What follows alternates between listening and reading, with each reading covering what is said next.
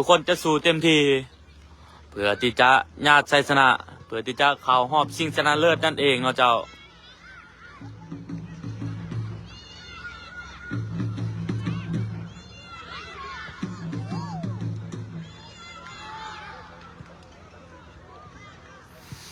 เจ้าเนาะสบายดีทานผู้ชมอีกทีหนึ่งเนาะผู้ใดที่เข้ามาชมมาเชียร์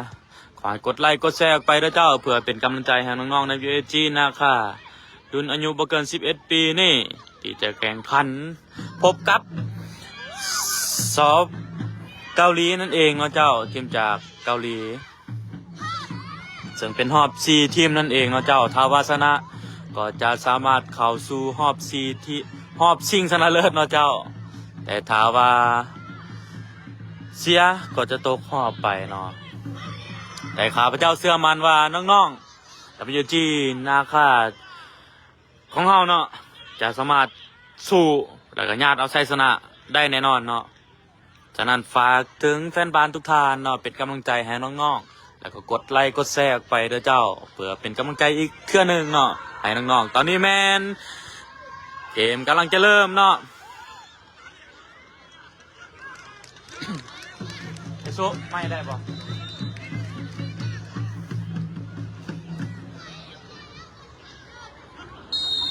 จะนอกกรรมการเป่าวีแล้วถือว่าเป็นไฟเกาหลีเคลียร์ก่อนโยนยาวขึ้นมาลูกนี้ที่หมายเลข7หมายเลข7เปิดไปลูกนี้แต่ว่าเอยังจับบานได้ให้มาที่คิวหมายเลข12กระซากไปลูกนี้ถือกุตสุถึงหมายเลข12เช่นเดียวกันเนาะถือว่าสกัดออกด้านข้างเป็นบานโยนของWGหายไปที่ตะวัน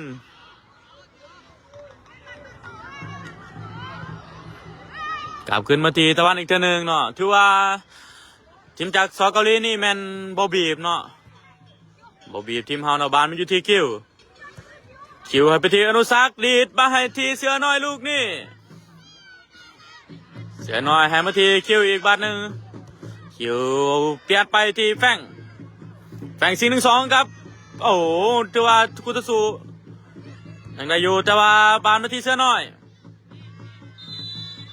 กรรมการยกเป็นบานล้ำหน้าไปแล้วเนาะ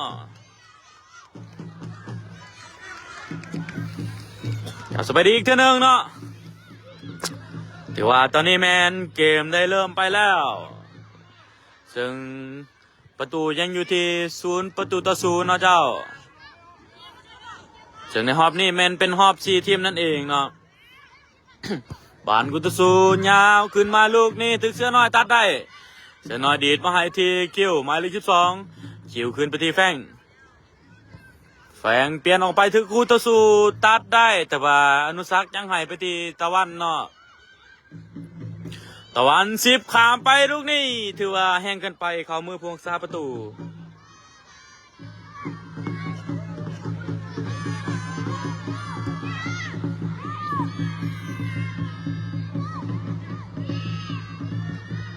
โอ้เขาจะไปเบิ่งกองเชียร์เนาะแต่ว่าเชียร์รุ่นอ่านเองเนาะเจ้า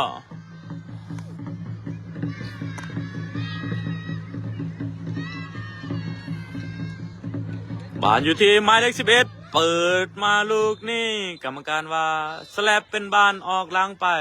หรือว่าเป็นลูกเตะมุมของทีมซอฟจีนเนาะเจ้าโอ้ทีมซอเกาหลีขอโทษขออภัยหลายๆด้วยเจ้านักพากย์ก็จนบ่จือเนาะแต่เนาะอีกเท่านึงเนาะถ้าว่าข้าพเจ้าพากย์ผิดประการใดก็ขอโทษขออภัยหลายๆด้วยเจ้าหรือว่าไล่สดบ่ทวงบ่ทันเนาะก็ขอโทษไว้ก่อนด้วยเจ้าบานมาอยู่ที่กุตสุโอ้บานอยู่ที่นาก้นถือเขี้ยวมาเนาะแต่ว่ายังเก็บบานได้ยิงไปลูกนี่เข้ามือผู้รักษาประตูเป้จับบานได้ออกไวมาที่เสื้อน้อย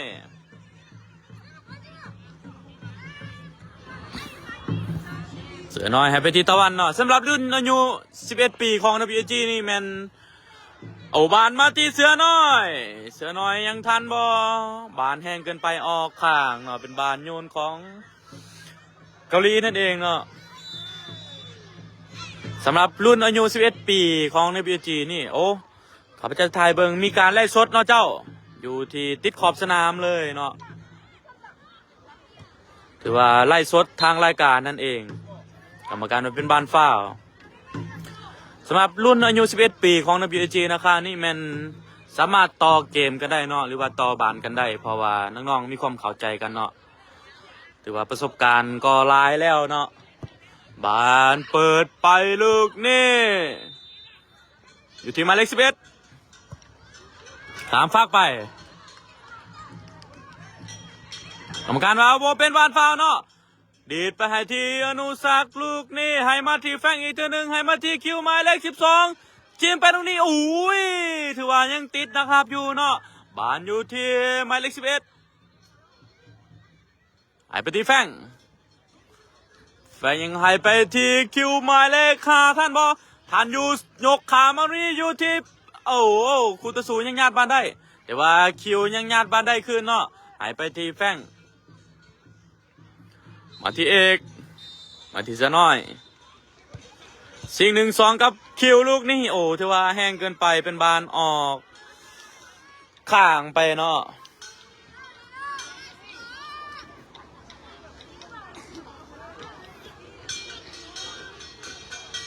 เป็นบานโยนของเกาหลีเนาะ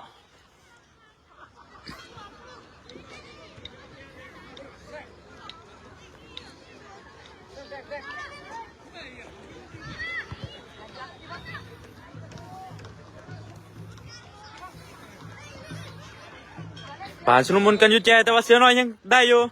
เสือน้อยเปิดไปติดเป็นบานออกหลังไปถือว่าบานเป็นลูกเตะมุมของ WAG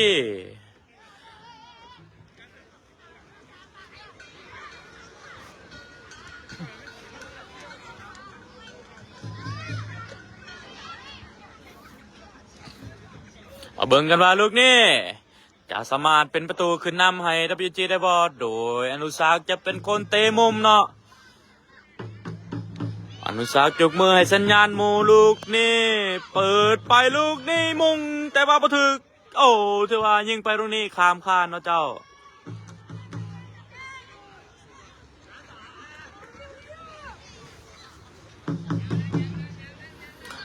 สบายดีอีกเทื่อนึงเนาะท่านผู้ชมทุกท่าน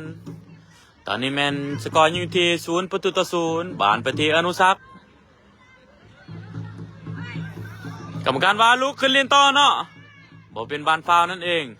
ถือว่าตอนนี้ได้สวนกับของสอเกาหลีบานอยู่ที่หมายเลข10ให้ไปที่หมายเลข7หมายเลข7ดวล1-1กับเสือน้อยยังได้อยู่ส่งพาดมาให้ที่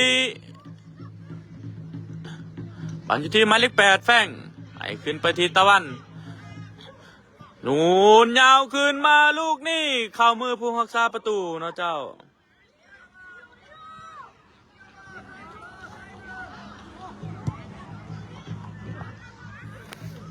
ข้าพเจ้าจะลองง่ายบอลเนาะบางทีมันจะไล่ได้เนาะ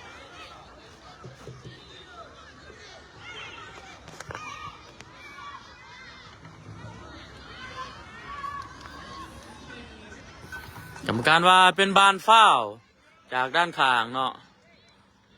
มาเบิ่งลูกนี่ว่ายูจีจะสามารถป้องกันประตูจากลูกฟรีคิกจากด้านข้างได้บ่เปิดเข้าไปลูกนี่เข้ามือผู้ซาเป้พยายามขึ้นมาให้ที่อนุสักโอ้อยู่ที่หมายเลข11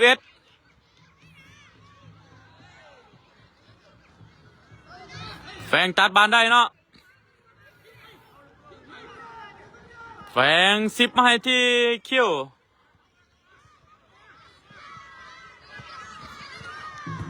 บานอยู่ที่เสือน้อยโอ้กรรมการยกทุ่งแล้วเนาะเป็นบานออกข้างไปแล้ว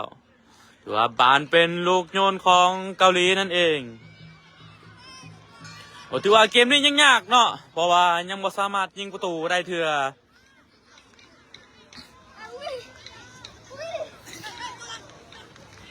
บานโยนมาลูกนี่ให้เสือน้อยไปที่คิว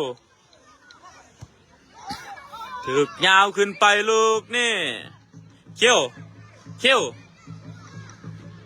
เสือเอาก่อนไหมเสือยิงนำก่อนน้องยิงนำก่อนบานไปที่ตะวันยกขามาลูกนี่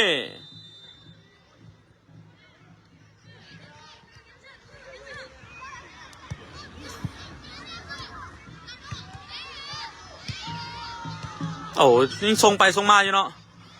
แต่ว่าเสือน้อยยังเก็บมันได้โอ้ถือว่าออกข้างไปอีกแล้ว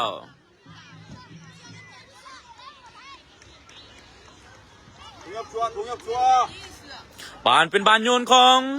เกาหลีเนาะเจ้าแม่นแล้วทาวาสนะแม่นเขาชิงชนะเลิศเด้อเจ้าถึงการชิงชนะเลิศแม่นเป็นมื้ออื่นเนาะส่วนมื้อนี้แม่นรอบ4เนาะ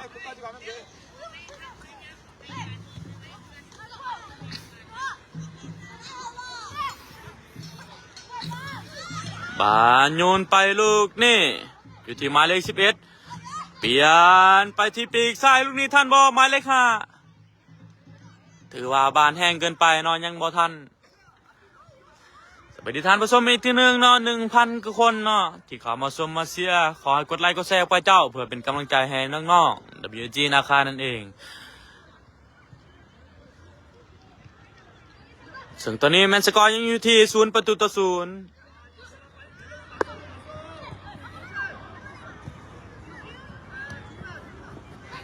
บานอยู่ที่กองหลังหมายเลข12ถึกเอกตัดได้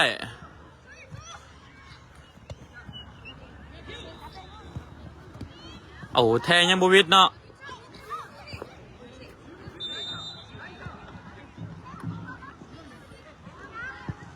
ตะวันยาวขึ้นมา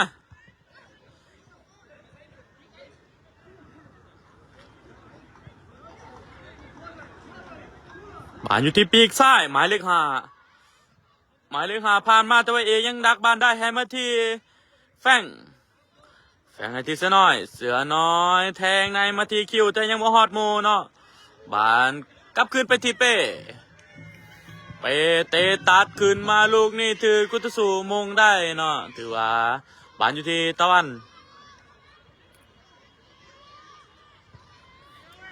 นให้มาที่เอกมาที่เสือน้อยให้ไปที่คิวหมายเลข12เนาะจีลูกนี่โอ้ยังไปได้อยู่เนาะถือว่าผ่านไปลูกนี่ผ่านให้มูได้บ่ยังบ่ได้ถือกุตสูเตะออกมาเนาะบานอยู่ที่หมายเลข11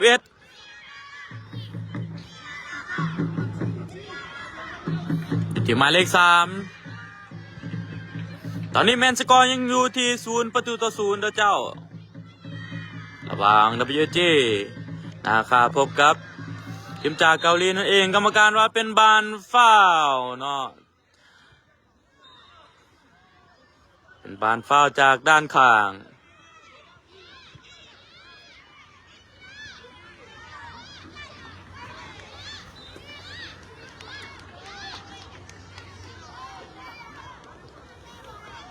อิซุได้ปะ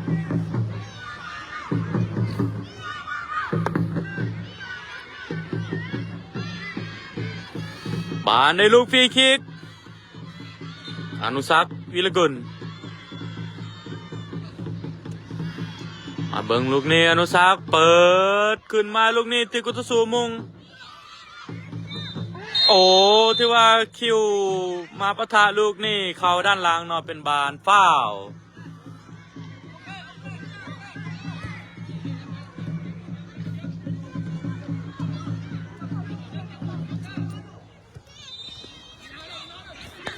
บานอยู่ที่กุตสูยาวไปลูกนี่เข้ามือผู้รักษาประตูเป้สาดยาวขึ้นมาไอ้มาทีเสือน้อยยังคลองบานได้อยู่ไห้มาทีคิวถือกุสูญาติได้โอ้ถือว่าเป็นบานออกข้างไปเนาะเป็นบานโยนคลอง WG อันลินใบเนาะหายไปที่แฟงหายไปที่คิว5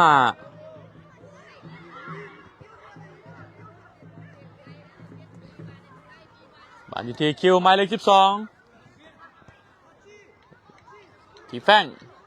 งลองซองไกลลูกนี่โอ้ยคือว่าออกข้างไปนะเจ้าเกือบเป็นประตูลูกนี่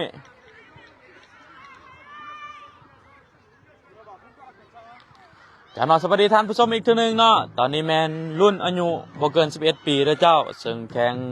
พบกับทีมจากเกาหลีนั่นเองเนาะเป็นรอบ4ทีมแล้วเจ้าซึ่งสกอร์ยังอยู่ที่0-0เด้อเจ้าบานเปิดขึ้นมาลูกนี่โอ้กรรมการว่าเป็นบานฟาวล์บานถึกมือนั่นเองเนาะ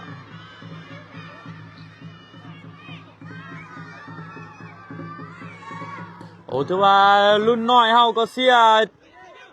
บ่หยุดเนาะถือว่ารุ่นยูเก้านั่นเองบานกลับมาที่หมายเลข12ตีปีกขวาหมายเลข7ขึ้นมาที่หมายเลข12เปิดเข้าไปลูกนี่ไปยังได้บานโยเป้เคลียร์ยาวขึ้นมาลูกนี่เป็นบานคุตสุทีมซอเกาหลียังจับบานได้อยู่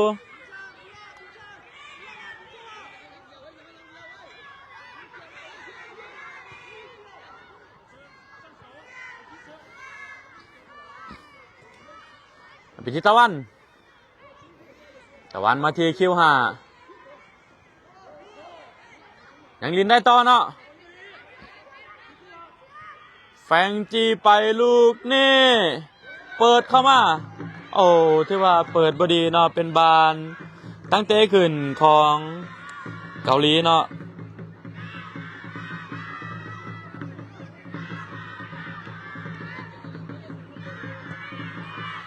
บานเปิดมาลูกนี่ถูกเคลียร์ขึ้นมาอีก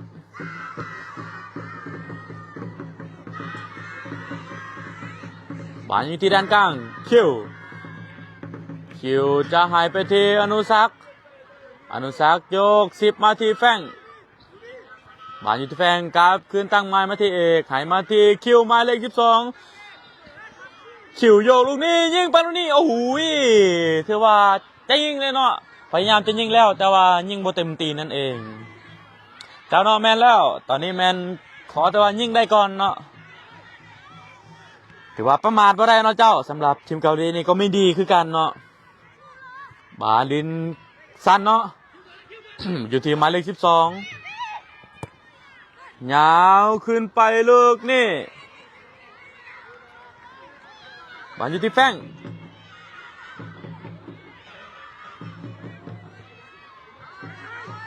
อยู่ที่อนุสัก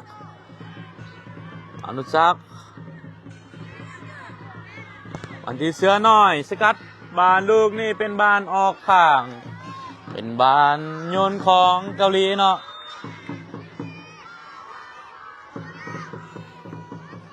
เบิ่งรุ่นจิ๋วเนาะยังเชียร์รุ่นอ้ายอยู่ตอนนี้มีการเปิดไฟแล้วนะเจ้าเพราะว่ากำลังจะมืดให้ไปที่ตะวันสาดยาวขึ้นมาลูกนี่โอ้กรรมการว่าเป็นบานฟาวล์เนาะเพราะว่าเขี้ยวขึ้นบานบ่ถึกนั่นเองเนาะเป็นบานฟาวล์มาเบิ่งลูกนี่ว่าทีมจากเกาหลีจะสามารถจะเฮ็ดแนวใดเนาะเปิดเข้าไปลูกนี้ถึกมุงออกมาบานอยู่ที่อนุสักแทงใน2ลูกนี้อย่างสวยงามไปที่คิวหมายเลข12อุ้ยน่าเสียดายเนาะเจ้าโอ้กรรมการว่ามาเบิ่งลูกนี้เนาะกรรมการว่าแนวใดกรรมการชี้ใจจุดโทษเนาะเจ้าสถานการณ์เมื่อกี้นี่แมนคิวหมายเลข12พยายามที่จะหลอกนะครับเนาะแต่ว่านะครับนั่นออกมาเนาะนะครับออกมาแล้วพอถือบานเนาะน่าจะไปถืออยู่ที่คิวและกรรมการเป่าให้เป็นจุดโทษนั่นเองเอาเจ้าแต่ว่าโชคดีแล้วเนาะตอนนี้แมน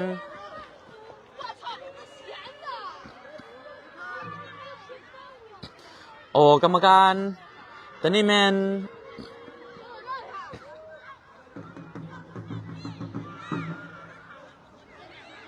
เฮ้ยไปเล่นฟุตบอลมาครับบ้องเยอะบ้องเยอะบ้องให้บ้าบ้องให้ห้องนะ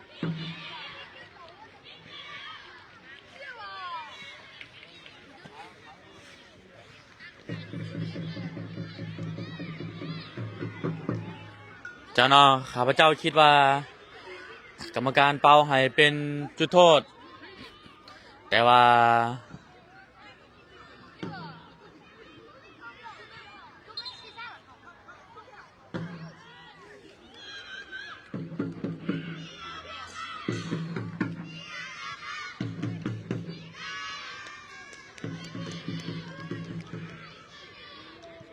ตอนนี้มีการเบิ่งคืนเนาะกรรมการเช็คเบิ่งคืนเนาะว่าเป็นบานฟ้าบ่น่าจะเป็นการเบิ่งภาพซ่าขึ้นหลังเนาะเจ้า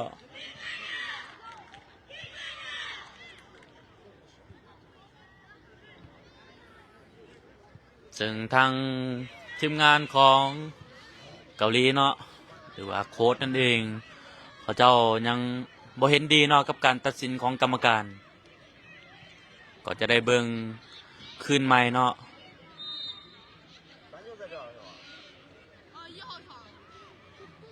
มาลุ้นกันเนาะว่าจะได้ลูกจุดโทษบ่หรือว่าบ่ได้เนาะเจ้า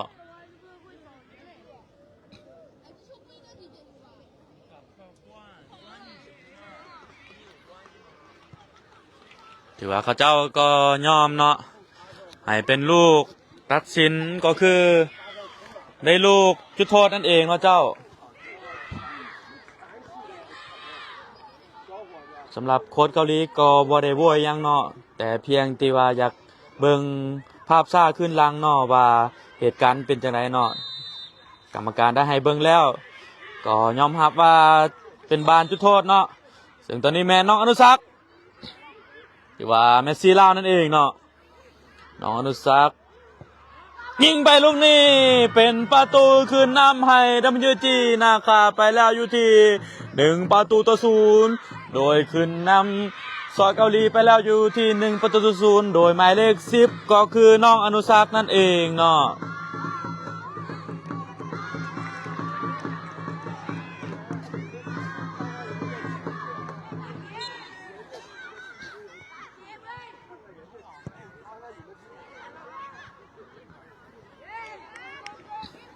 เป็นบ้าน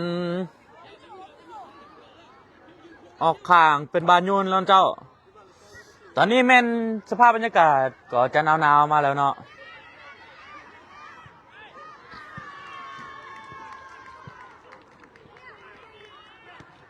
บ้านถือเคลียร์ขึ้นมาเนาะ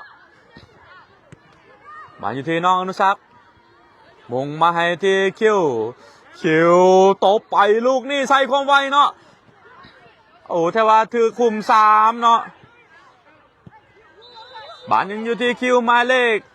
วันที่แฟงพลิกลูกนี่ยิงโอ้ยพลิกได้อย่างสวยงามเนาะแต่ว่ายิงไปตรงนี้เข้ามือพวงซาประตูเนาะพวงซาประตูเปิดยาวขึ้นมาลูกนี่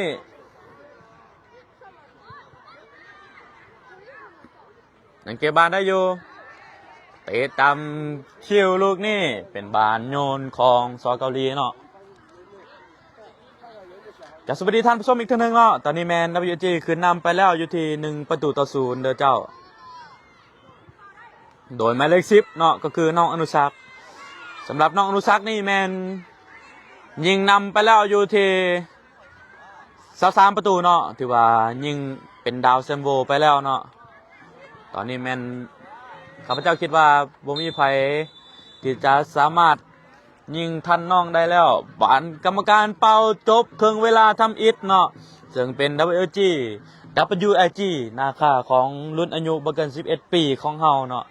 ขึ้นนำทีมจากสเกาหลีไปแล้วอยู่ที่1-0เด้อเจ้า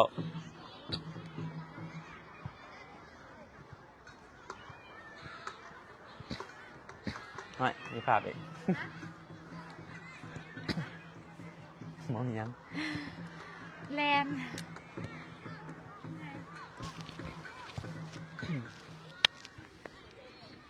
จ้าเนาะสำหรับตอนนี้แมนกรรมการได้พักครึ่งเวลาทำอิฐเนาะจึงจะพักอยู่ที่ประมาณ2 หรือ 3 นาทีนี่ละเจ้าแล้วจะเริ่มกลับเข้ามาสู่ครึ่งเวลาที่2นั่นเองเนาะ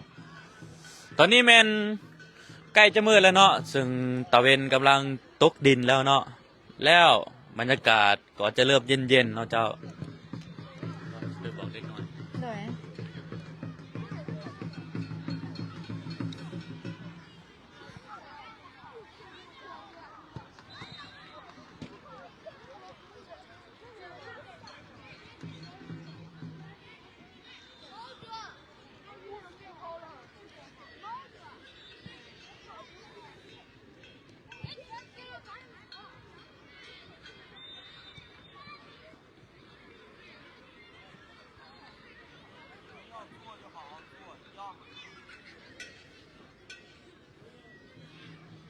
เจ้าแม่นแล้วเนาะตอนนี้บรรยากาศงามหลายแอดก็เลยหันมาให้เบิ่ง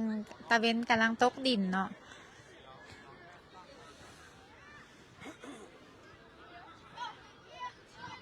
อุณหภูมิตอนนี้น่าจะอยู่ประมาณ16 องศาเจ้า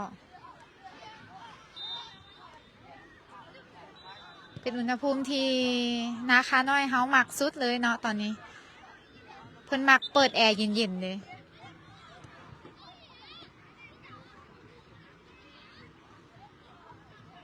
เจ้าขอบใจหลายๆสำหรับ FC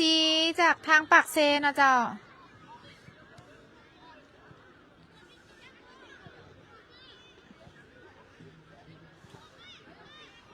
ตอนนี้ทางโค้ชเองเพื่อนกาคุณเขี่ยวเนาะต่อกันซีน้ำนักกีฬาในเครื่องหลังเนาะเพราะว่าทางเกาหลีเองนี่แม่นเพื่อนกระเตรียมพร้อมมาดีเช่นกันเนาะ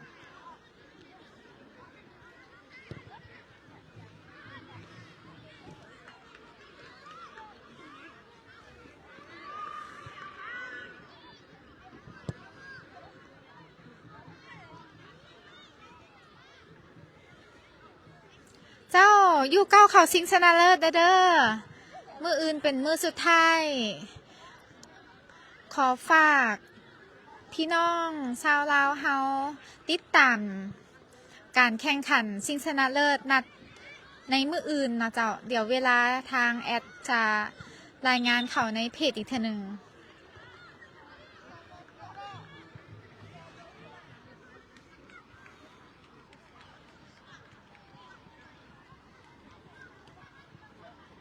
เจ้าการแข่งขันในนัดที่2กำลังจะเริ่มขึ้นแล้วเจ้าในเครื่องหลังขอโทษเจ้า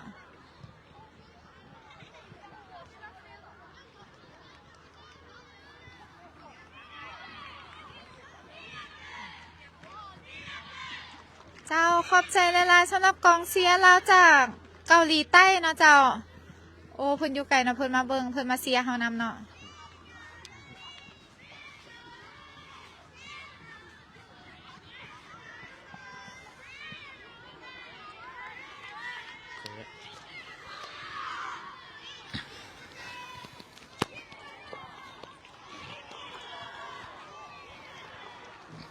สวัสดีท่านผู้ชมอีกทีหนึงเนาะกับเข้าสู่ครึ่งเวลาที่2นั่นเองกรรมการเป่าวีดเป็นบานเชียร์ของ WG โดยอยู่ที่หมายเลข10อนุสักกระซากไปลูกนี้แทงในให้ไปที่คิวหมายเลข12โอ้ยถือว่าจับบานยาวเกินไปนั่นเองเนาะเป็นบานออกหลังไปเนาะเจ้า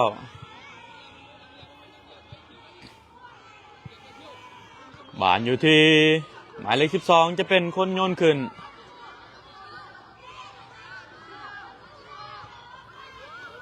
แกนอขอบใจโอ้กรรมการบวายังเนาะบานอยู่ที่ตะวันยกไปลูกนี่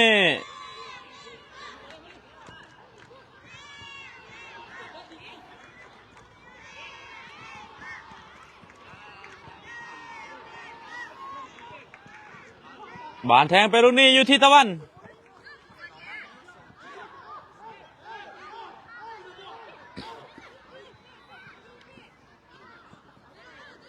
เป็นบานเข้ามือผู้ชาประตูเป้เนาะเปิดไปลูกนี่แทงไปที่คิวหมายเลข12 บานอยู่ที่คิว5เปิดลูกนี้ติดบานสแลบเป็นบานออกข้างไปเนาะเจ้าถือว่าเป็นบานยุ่นตัวสู่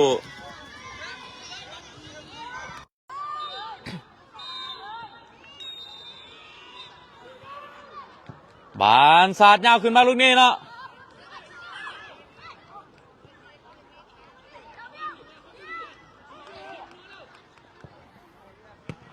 บานที่ตะวันตัดได้บานอยู่ที่หมายเลข6ต่างไปไหมทีมหมายเลข3ถือว่าทีมจากเกาหลีนี่แมันคอบานกันได้อย่างดีเลยเนาะเจ้าถือว่าชูซีกับทีมเฮาแต่ว่าเฮาสามารถยิงขึ้นนำไปแล้วบานอยู่ที่โนอนุสักลูกนี่อนุสักโจกบานหนึ่งโอ้ถือว่าคุตสูบานอยู่ที่แฟงให้ไปที่เสือน้อยมาตีแฟงอีกทีนึงแต่กรรมการยกเป็นบานล้ำหน้าเนาะที่ว่าจากเสือน้อยจับบานนั่นเองแต่เนาะขอบใจเนาะสำหรับแฟนบานทุกท่านเนาะที่จากทั่วทุกมุมโลกนั่นเองก็ว่าได้เนาะที่ส่งแห่งใจแห่งเสียมาให้น้องๆ WAG นาคาเฮานั้นเนาะ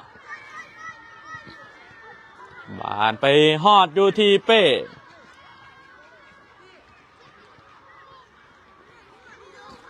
มีที่ตะวัน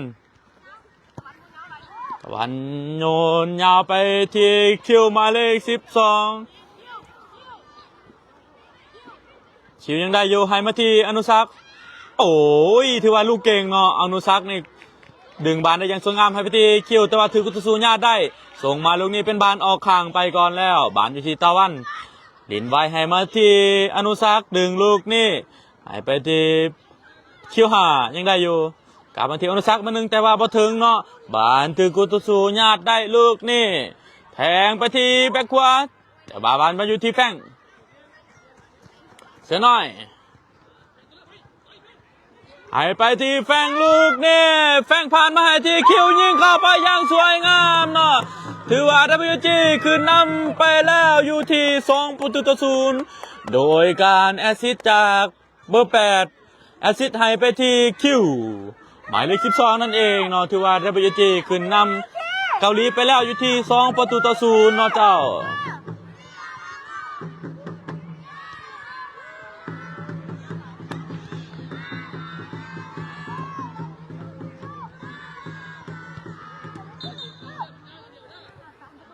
แต่ว่าตอนนี้อุ่นใจขึ้นมาแน่แล้วเนาะเพราะว่าเฮาขึ้นนำทีมสอเกาหลีไปแล้วอยู่ที่2-0นั่นเองเนาะเจ้าบานอยู่ที่เกาหลีหายมาที่หมายเลข3บานอยู่ที่หมายเลข6ข่าวมาสกัดบานตรงนี้เป็นบานออกข้างเป็นบานโยนของทีมจากเกาหลีเนาะกรรมการว่าเป็นบานโยนของเกาหลีอีกทีนึง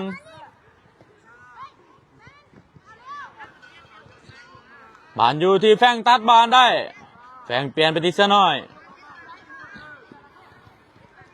ให้ไปที่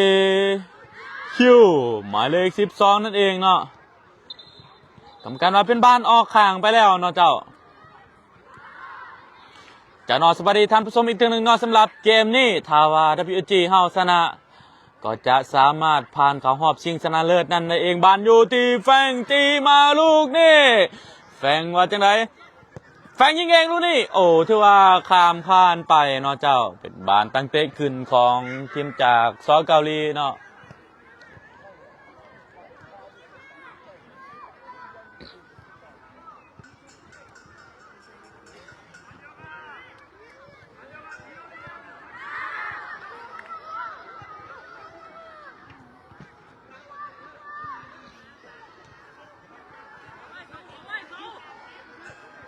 บานให้มาที่แบ็กซ้ายเบอร์3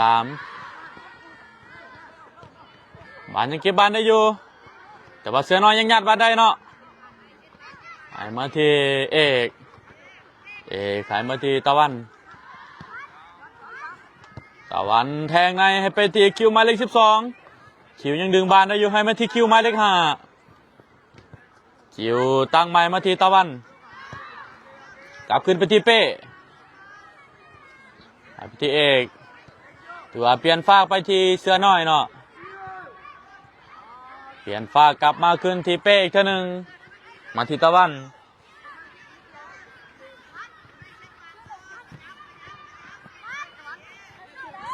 ตะวันข้ามฟ้าว่าจะให้ไปเสือน้อยลูกนี่แต่ว่ายาวเกินไปเนาะไปฮอตนะครับนั่นเองนะครับของเกาหลีเปิดยาวมาลูกนี่บอลอยู่ที่เสือน้อยแฝง10ไปให้ที่อนุสักลูกนี้กรรมการยกเป็นบานล้ำหน้าไปแล้วเนาะ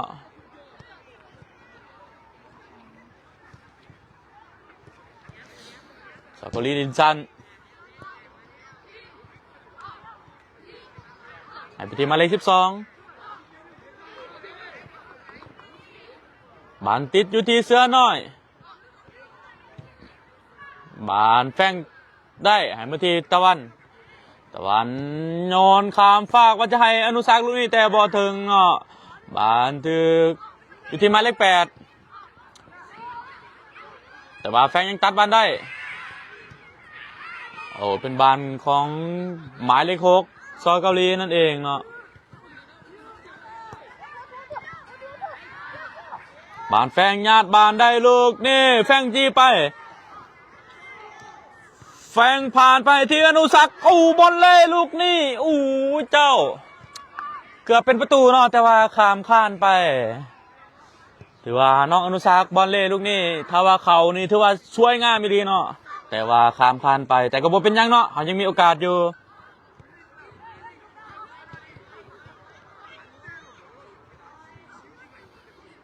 บานอยู่ที่หมายเลข12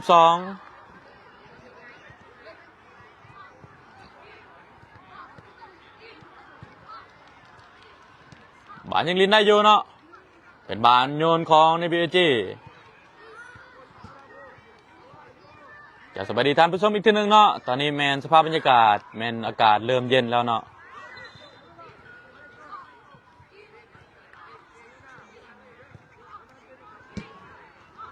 บานมาที่แฟง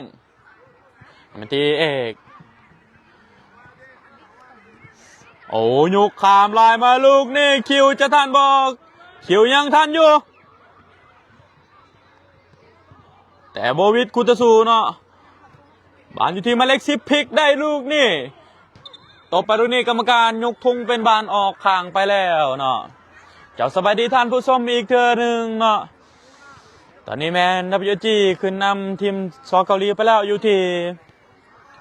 2-0นะเจ้าสำหรับนัดชิงชนะเลิศแมนมืออื่นนะเจ้าเดี๋ยวเวลาเขาจะแจ้งให้อีกเทื่อนึงเนาะเจ้าบานมาอยู่ที่คิวถือว่าคุตสูได้บานเนาะ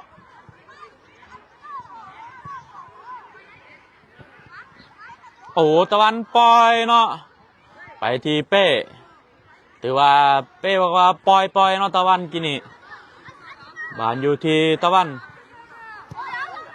โยนยาวขึ้นมาลูกนี่กรรมการว่าเป็นบานออกข้างไปเป็นที่เรียบร้อยเนาะ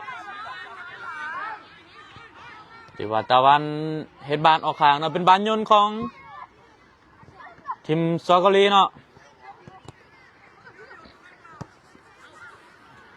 บานอยู่ที่หมายเลข3ทีมหมายเลข12นั่นเอง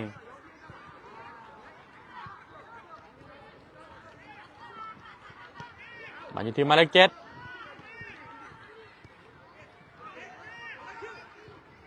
เอกแทงให้ไปที่คิวดวล1-1กับหมายเลข12หมายเลข12คิวดวล1-1กับหมายเลข12ของซอเกาหลีเนาะผ่านมาที่อนุสักจิ้มมาที่แฟงตั้งไม้ไปที่เสือน้อย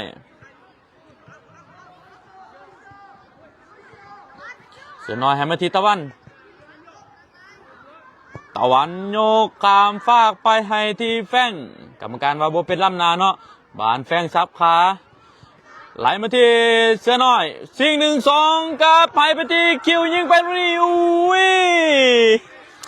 คิวว่าจะแปรไป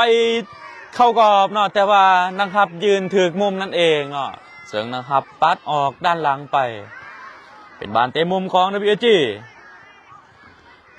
เช่นเคยเนาะคนที่จะเปิดมุมลูกนี่แมนเป็นอนุสักคือเก่านะเจ้า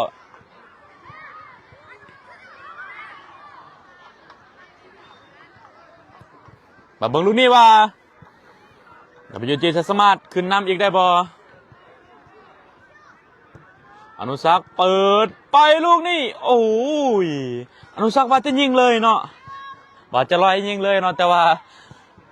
ออกหลังไปก่อนเนาะเจ้า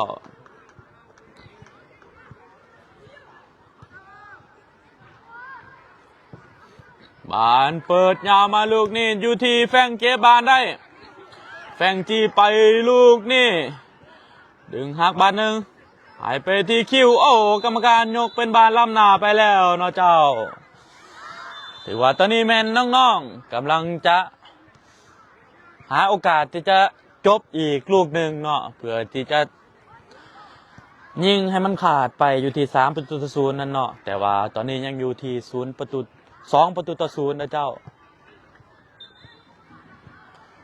บานลูกตั้งเตะจากล้ำหน้าหายมาที่หมายเลข3ยกขวามาลูกนี้โอดีดกลับคืนเนาะจะทันบอลลูกนี่ยังบอทันเนาะเป็นบานออกข้างไปเป็นบานโยนของ WG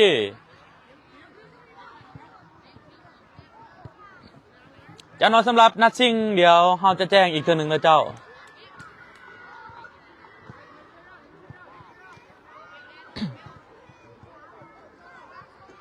บานชิวโยนไก่ลูกนี่ให้ไปที่อนุสักลูกนี่ยังได้บานที่เสือน้อยไล่มาที่แฟงยิงลูกนี่บานอยู่ที่อนุสักโยกบาทหนึ่ง4-1-2กับคิวแต่ยังบ่ได้เนาะหายไปที่แฟงฝากมาที่เอกกลับตังมาที่ตะวันที่เป้เนาะเจ้ามาที่ตะวันแทงให้ไปที่คิวแทงตันในลูกนี้แต่ยังบวิดคูตสูโอ้ถือว่าหลอกลูกนี้ยังบวิดเนาะอยู่ที่หมายเลข8นั่นเองหมายเลข8มาให้ที่หมายเลข6ถือคิวยังสกัดได้ให้ที่คิว5ตบมาลูกนี้ถึกบังเนาะ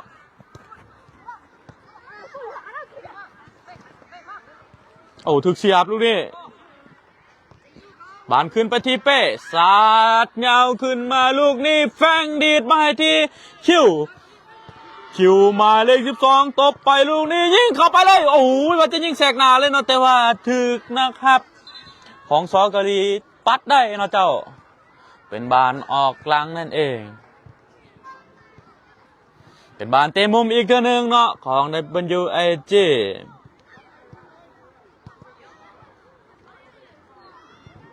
มาเบิ่งลูกนี้ว่าจะสามารถยิงประตูขึ้นนำได้บ่อนุสักษ์เปิดไปลูกนี่อยู่ที่นาก้นบานยังได้อยู่เปิดมาลูกนี่ตะวันเคลียร์ลูกนี่เป็นบาน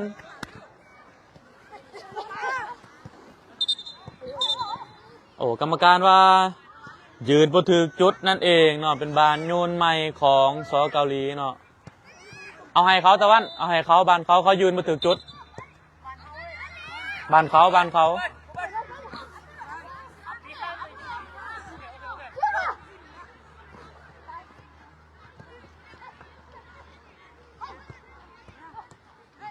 อยู่ที่หมายเลข8ให้มาที่หมายเลข3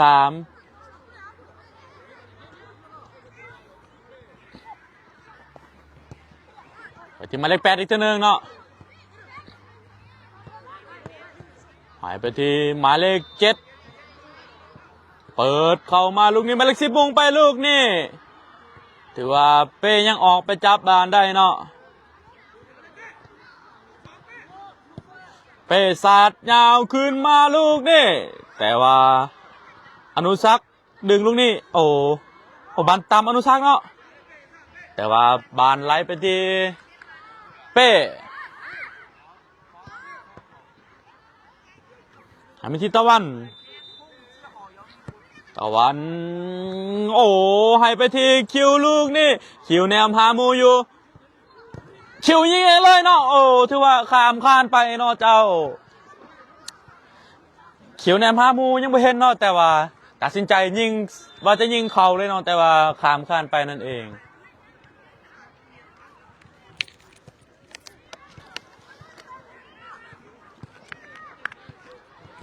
สำหรับแอดตอนนี้ก็ เริ่มจะเจ็บคอแล้วเนาะเพราะว่าห้องดังโพด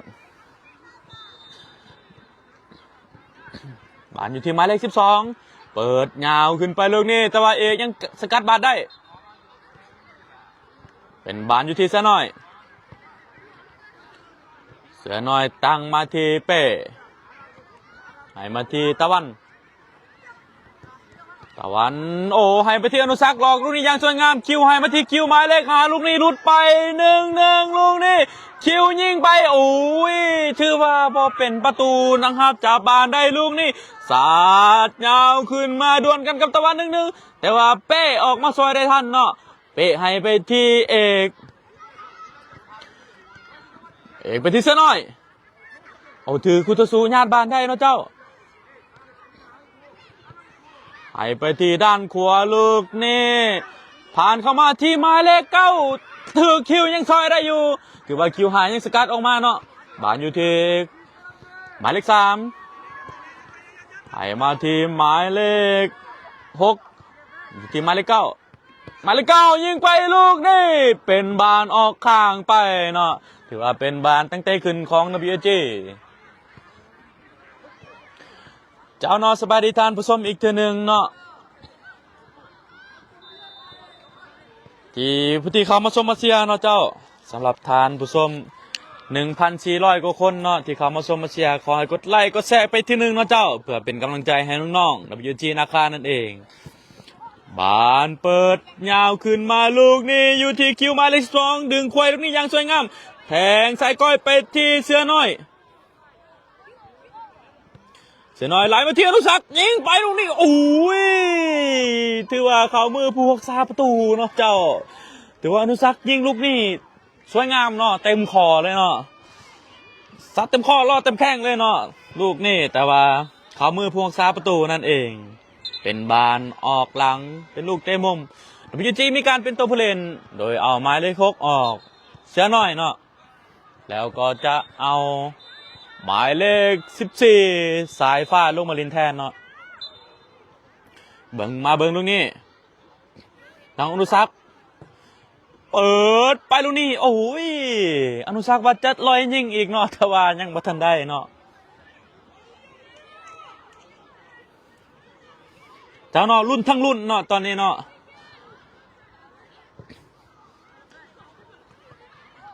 บานยังอยู่ที่คิวเคลียร์ลูกนี้อนุสักบางลูกนี้ได้บ่โอ้ถือว่าอนุสักกรรมการว่าเป็นบานฟาวเนาะเพราะว่าอนุสักยกตีนสูงแต่ว่าถือทีมจากซอกเกอรีเหยียบมือนั่นเองเนาะแต่ก็บ่เป็นยังเนาะอนุสักลุกขึ้นมาลินได้ต่อเนาะถือว่าเล็กน้อยเนาะเป็นบานฟาวลูกนี้จากระยะกลางเดินเนาะเจ้าเปิดฟรีคิกเข้าไปลูกนี้โอ้ยถือว่ายิงไปลูกนี้ข้ามคานเนาะเจ้า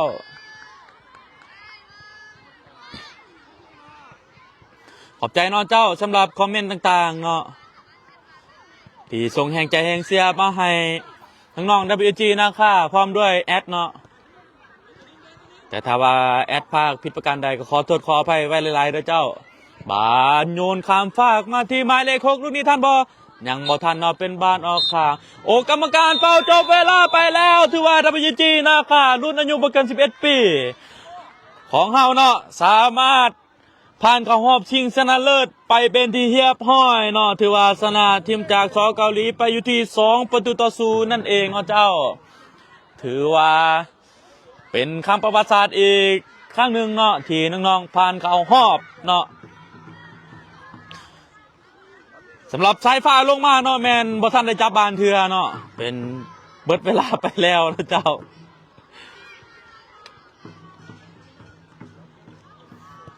เนาะสำหรับนักพากย์เองก็ขอโทษขออภัยหลายๆด้วยเจ้าแต่ว่าพากย์ผิดประการใดเจ้าเนาะสำหรับมื้อนี้ก็จบลงไปแล้วเนาะสำหรับรอบ4ทีมนั่นเองเนาะบ่ว่าจะเป็น U9 ก็ผ่านเข้ารอบชิงชนะเลิศและ U11 เฮาก็ผ่านเข้ารอบชิงชนะเลิศเช่นเดียวกันเนาะเจ้าซึ่งตอนนี้แม่น้องๆกำลังย่างไปขอบใจเนาะโค้ชของทีม ซอเกาหลีนั่นเองเนาะเจ้า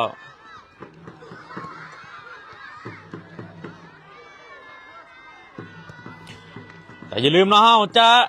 แต่แต่อย่าลืมเนาะเจ้าเขาจะเขาจะบอกอีกเทื่อนึงเนาะทางเพจเนาะเจ้า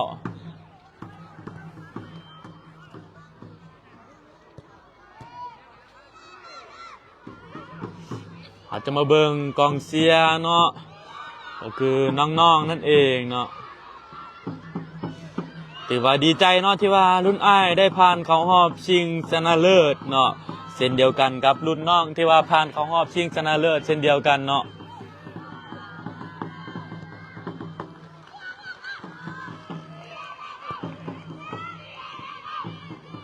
ห้องเพลง WG เนาะ วีอานาคาเนาะแล้วก็เต้นเนาะถือว่าตอนนี้แม่นรุ่นอายุบ่เกิน11 ปีเฮาเนาะไปขอบใจน้องๆเนาะ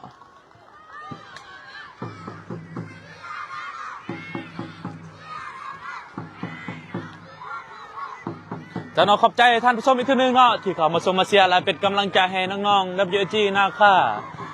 ตัวแทนหนึ่งเดียวจากสปปลาวเนาะที่ถูกเชิญมาแข่งขันในรายการไฟยิงคัพอยู่ที่สปปจีนนั่นเองเนาะซึ่งตอนนี้แมนน้องๆทั้ง2รุ่นบอกว่าจะเป็นรุ่นอายุบ่เกิน11 ปีและรุ่นอายุบ่เกิน9 ปีนั่นเองเนาะซึ่งสามารถเฮ็ดได้แล้วซึ่งได้ผ่านเข้ารอบชิงชนะเลิศไปเป็นที่เรียบร้อยแล้วเนาะ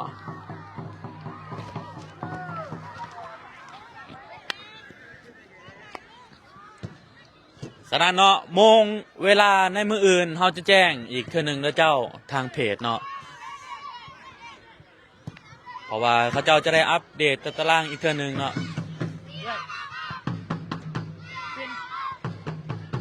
ตารางเขาไปอัปเดตในมือเนาะ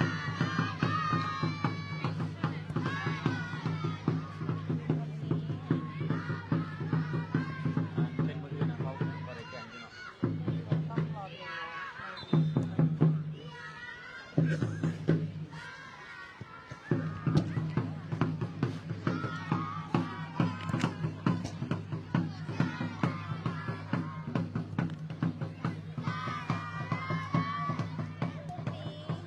คำออกนะ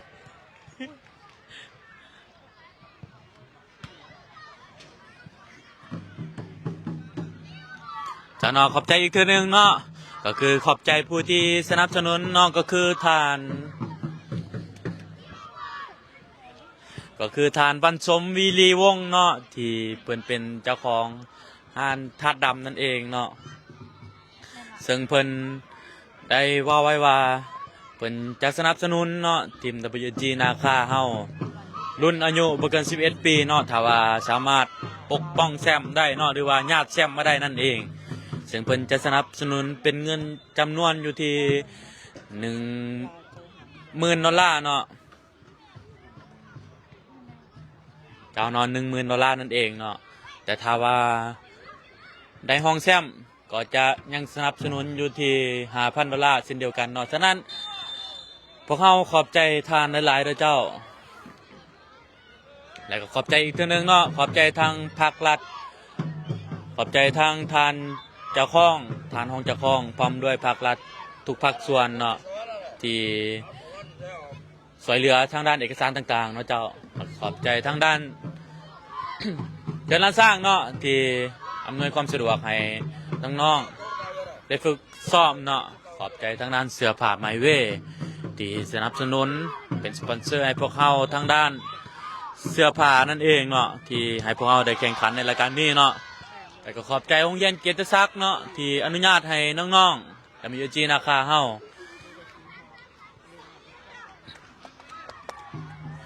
ได้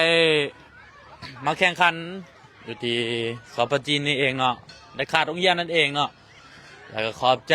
ทางโรงเรียนต่างๆเนาะทุกโรงเรียนเนาะที่อนุญาตให้น้องๆที่เรียนอยู่โรงเรียนต่างๆเนาะเจ้าได้มาแข่งขันอยู่ที่ในรายการนี้เช่นเดียวกันเนาะเจ้าแล้วก็ขอบใจอีกเทื่อนึงเนาะขอบใจแฟนบาลทุกท่านที่น่าฮักทุกๆคนเนาะท ที่อนุญาตอ๋อข้าพเจ้าพาพี่น้องขอบใจแฟนบ้านทุกท่านเนาะที่น่าฮักทุกท่านเนาะที่เสียและเป็นกำลังใจให้น้องๆนะบัญจีนะคะทั้งสองรุ่นเฮาได้เข้ารอบชิงชนะเลิศเนาะถือว่าเป็นกำลังใจอีกกำลังใจหนึ่งเนาะที่เฮ็ดให้พวกเฮามีกำลังใจสู่เนาะอาจจะได้มาสัมภาษณ์เนาะโค้ชเนาะโค้ชทานสอนวิไลเสียวงพร้อมด้วยทานโค้ชทานต้นตะกิจน้อยสมศรีเนาะรู้สึกจังไดเนาะเจ้า ก็โล่งอกเว้ย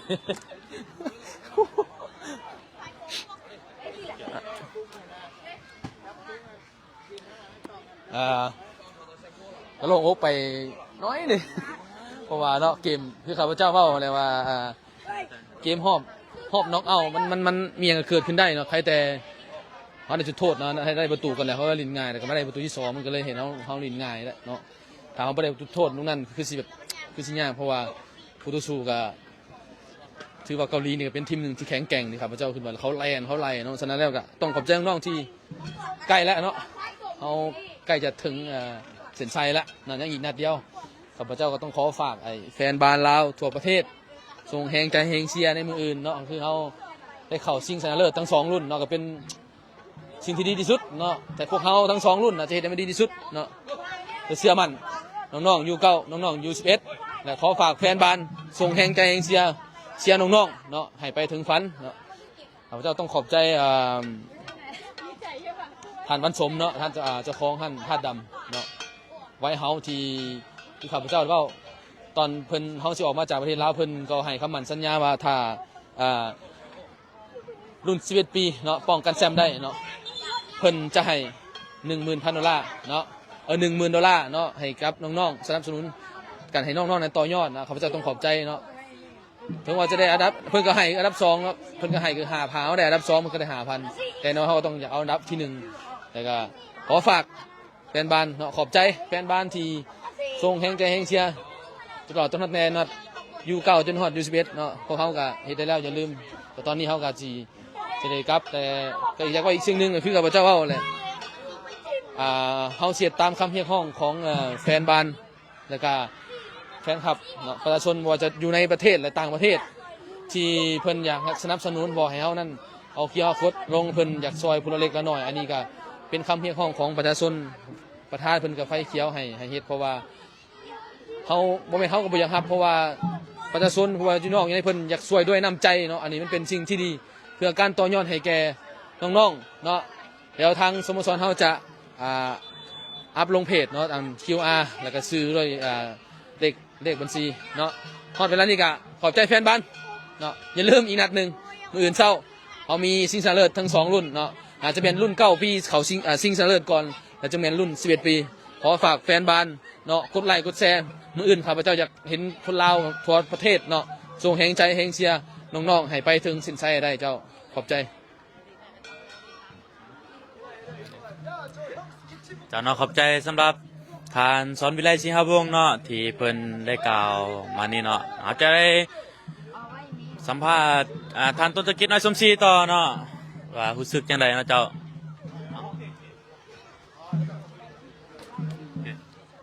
เนาะสบายดีเนาะข้าพเจ้าโคตรเสือเนาะหรือว่าต้นตะกิจน้อยสมศรีเนาะถึงมาฮอดจุดนี้เนาะทุกก็คือเฮาฮู้แหละว่าเฮ็ดเวียกทุกคนเฮ็ดเวียกหนักเนาะบ่ว่าแต่ทั้งโค้ชทั้งนักกีฬาเนาะเฮ็ดเวียกนํกันมานี่หลายเดือนเนาะเพื่อต่อยอดมารายการนี้ฉะนั้นมันก็สมกับราคาที่ว่าทุกคนเฮ็ดพยายามเฮ็ดเวียกหนักมาโดยตลอดแต่ว่าเฮาใกล้สิฮอดเส้นชัยแล้วเนาะเหลือว่าอีกก้าวเดียวเนาะฉะนั้นข้าพเจ้าก็หวังว่ามื้ออื่นเขาจะได้รับชัยชนะแล้วเขาเป็นแชมป์ทั้ง2รุ่นเนาะฉะนั้นข้าพเจ้าก็บ่มีหยังคือต้องก่อนอื่นเบิดข้าพเจ้าต้องสมเชยนักกีฬาเนาะแล้วก็ที่ขาดบ่ได้ก็เป็นประธานสโมสรที่ว่าเพิ่นก็ซัพพอร์ตทุกอย่างเฮ็ดให้เด็กน้อยเรามีทุกมื้อนี้ฉะนั้น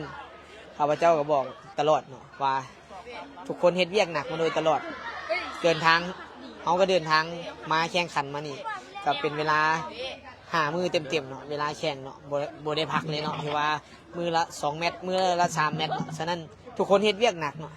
ฉะนั้นทั้งทีมงานโค้ชและนักกีฬาเนาะฉะนั้นข้าพเจ้าบ่มีหยังข้าพเจ้าภูมิใจที่สุดเลยก็คือเด็กน้อย ลาวเฮาเนาะสามารถเฮ็ดได้ทั้งสองรุ่นคือรุ่นเก่าก็ถือว่าจะเป็นรุ่นแรกเนาะอาจจะมีข้อผิดพลาดเนาะบ้านเด็กน้อยต้องมีข้อผิดพลาดหลายอยู่แล้วฉะนั้นบ้านรุ่นเก้าปีเนาะมันเอาแน่เอานอนอย่างบ่ได้ฉะนั้นมื้ออื่นนัดชิงเนาะถึก7:55บ้านเฮาตอนเช้าเนาะแข่งอยู่จีน8:55นาทีฉะนั้นก็อยากให้แฟนบ้านชาวลาวแหละมาเชียร์ให้กำลังใจเนาะกดไลค์กดแชร์แล้วก็เป็นกำลังใจให้น้องๆอยู่เก้าแล้วก็ส่วนอยู่11เป็นซิงตอน10 โมงตรงเนาะฉะนั้นตกอยู่9 โมงลาวฉะนั้นอยากให้แฟนบ้านชาวลาวร่วมให้กำลังใจนัดซิงเนาะฉะนั้นเฮาก็บ่มีหยังเนาะหวังว่ามื้ออื่นเฮาเฮ็ดให้มันเต็มที่เนาะแล้วเอาแซมกลับไปฝากประเทศลาวเนาะฉะนั้นเฮาก็สิเดินทางมาใกล้สิฮอดฟันแล้วเนาะยังอยู่อีกบ่ไกลก็แค่ยังอีกก้าวหนึงฉะนั้นเนาะมื้อนี้เฮาก็เฮ็ดให้แฟนบ้านลาวได้เห็นว่าการเฮ็ดเวียกหนักของเฮามาโดยตลอดเนาะฉะนั้นเฮาก็ฮอดเข้ารอบชิงได้ก็ถือว่าสุดๆละฉะนั้นเฮาก็ยังอีกเป้าหมายหนึงแซมเนาะฉะนั้นข้าพเจ้าบ่มีหยังก็ขอขอบใจแฟนบ้านชาวลาวที่ให้กำลังใจบ่ว่าสิอยู่ทางบ้านหรือมาเชียร์หยังก็แล้วแต่เนาะข้าพเจ้าต้องขอขอบใจข้าพเจ้าบ่มีหยังดีใจสุดๆเลยได้เข้ารอบเนาะฉะนั้นมื้ออื่นหวังว่าแฟนบ้านเราสิมาร่วมส่งร่วมเชียร์นำกันเนาะฉะนั้นข้าพเจ้าบ่มีหยังขอขอบใจ เจ้าเนาะขอบใจเนาะทานต้นตะกิดน้อยชมชีเนาะที่เป็นได้กล่าวมาตอนนี้แม่นเขาจะได้สัมภาษณ์ฐานประธานเบียงชัยไปได้กุลต่อเนาะเจ้า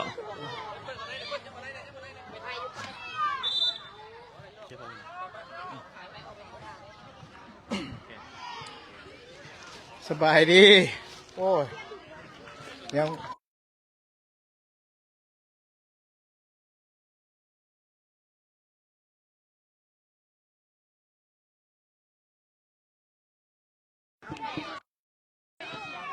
ฮัลโหล สบายดีผ่านไปแล้วรอบ4 ทีมเฮาก็ซ่องลุ้นเฮาลุ้นอยู่เก้าแล้วก็อยู่11ก็ได้เข้ารอบไปแข่งไฟนอลรอบสุดท้ายชิงแชมป์มื้ออื่นแม่นทั้งซ่องลุ้นเลยได้เข้าชิงแชมป์ก็หวังว่าจะได้แชมป์ได้แชมป์หนึ่งมาฝากสำคัญก็คือพวก U11 ที่เรามาป้องกันแชมป์นี่แหละ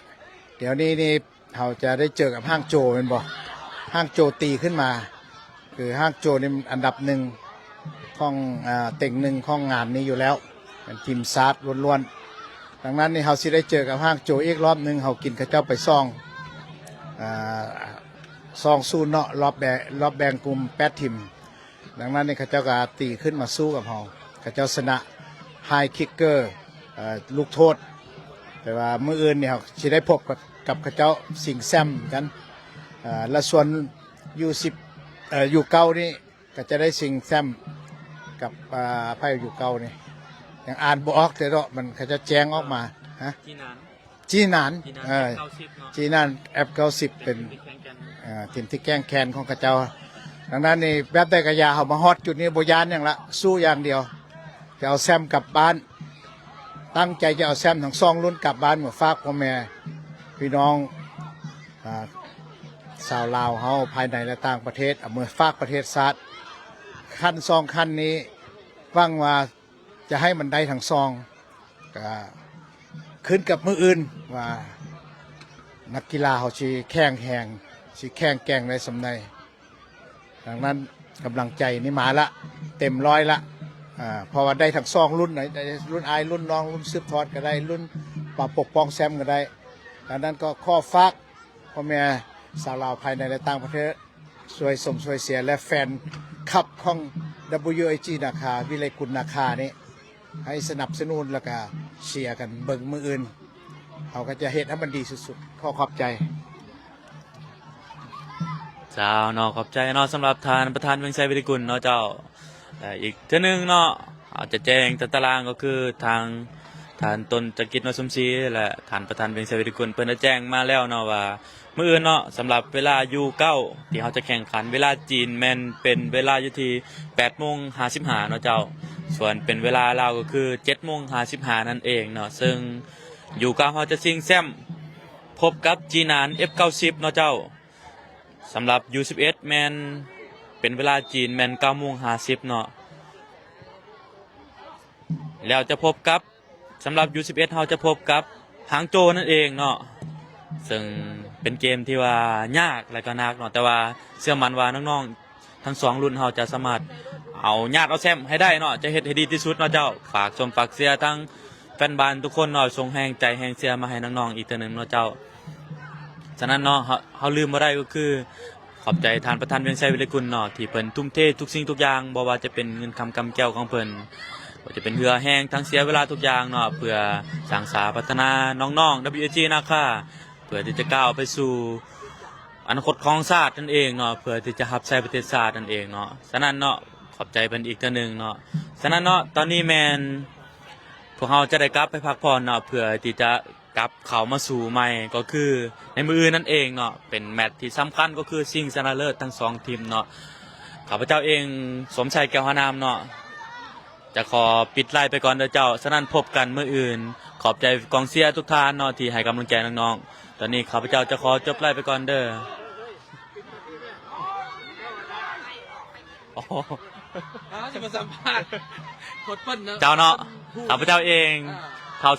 สมชัยแก้วหานามเนาะก็ขอบใจเนาะ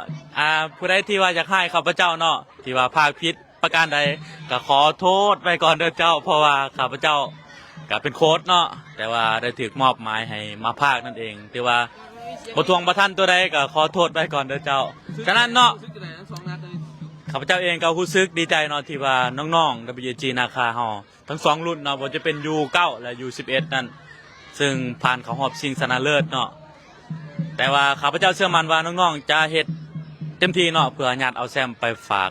แฟนบ้านประชาชนลาวทุกท่านเนาะฉะนั้นตอนนี้ข้าพเจ้าขอจบไล่ไปก่อนเด้อเจ้าพบกันใหม่มื้ออื่น ลาว ลาว มีคอมเมนต์นะว่าโคตรสมชายเอาเมียไปด้วย ลาวสู้ เจ้าเนาะ สมชายว่าน่าจะไม่ได้ดี เจ้าเนาะลาวสู้ๆเนาะตอนนี้แมนจะขอจบไล่ไปก่อนเด้อเจ้าพบกันใหม่ในมื้ออื่นเด้อเจ้าเนาะอันนี้แมนบรรยากาศเนาะไปครับพอละยังมาเลยวะฮะโอ้เจ้าเนาะจะได้ไปสัมภาษณ์ฐานต้นตะกี้น้อยสมศรีว่าจะไปสัมภาษณ์เนาะคือไปสัมภาษณ์โคตรลี่เนาะ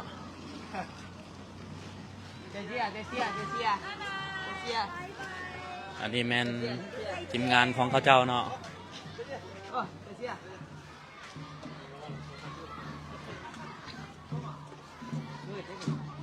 มืดแล้ว